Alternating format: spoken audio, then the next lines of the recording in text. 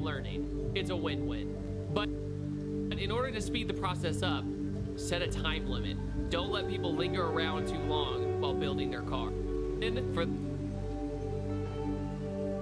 the drag race, set a horsepower. For example, the leader of the challenge will say the car can only have 500 horsepower and no more. So that way, most cars, if tuned correctly, will be near door-to-door races and creates extremely exciting situations. So in practice, the first person to choose the challenge could say something like, the car has to be rear-wheel drive, it has to be a V6 that came with the car, so no engine swaps, and can only use a supercharger as a power adder. Does this sound kind of stupid? Yeah, because why wouldn't you turbo it in the first place? This creates a strange situation that wouldn't otherwise be an experience in Forza.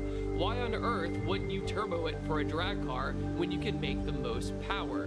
Because it's different. It challenges you to meet the requirements of the horsepower drivetrain and the manufacturer if need be. Also, set a limit of how much weight a car can be, such as the car has to be over 3,500 pounds or over 4,000 pounds and no less than 400 horsepower, which of course seems silly, but will make really funny slow races that are door to door throughout the entire tunnel.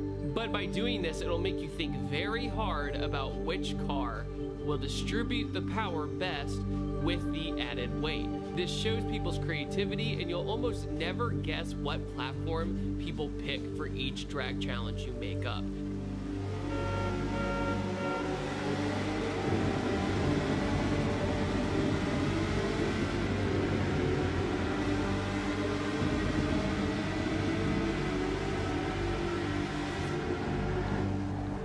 This takes advantage of Forza Horizon's roster of cars that probably would never be driven otherwise by the gamers. When doing this game, my recommendation to you is to be different.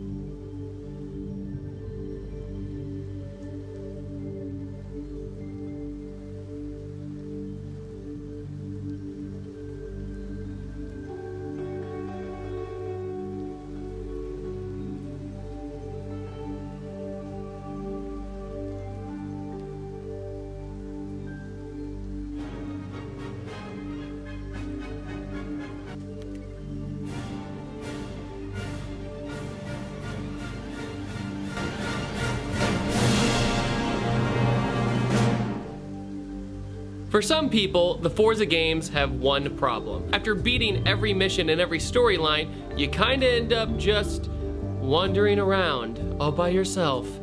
No drift partners in sight. But here's the thing. I have an argument against Forza Horizon specifically being boring after a while. It's kind of a no-brainer, but hear me out. In Forza Horizon, you need to be creative and also play with friends. You have this massive open world, you have all these cars you can choose from. There's plenty to do in this game. So I'm gonna teach you a method that I've been using since Forza Horizon 1 to make this game incredibly fun with friends. I call this game the Drag Race Challenge. How original. Yeah, before you think it's just us going drag racing over and over again, waiting in loading screens, not quite. This is done by you and you make the rules. Loser walks home. Step 1, find some friends. Friends who do stuff together.